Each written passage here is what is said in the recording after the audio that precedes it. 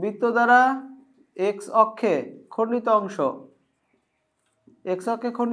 2√g² - c আর বৃত্ত দ্বারা y অক্ষে খণ্ডিত অংশ 2√f² - c। এরপরে 7 নম্বর, বৃত্তটি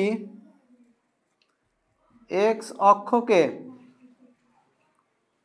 স্পর্শ করলে g² = c, y অক্ষকে স্পর্শ করলে f² = c।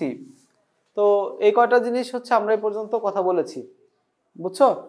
আবার আর একটা কথা বলেছি এর পাশাপাশি যে x অক্ষকে স্পর্শ করলে বৃত্তের কোটি সমান r ব্যাসার্ধ, আর y অক্ষকে স্পর্শ করলে হচ্ছে ভুজ সমান r।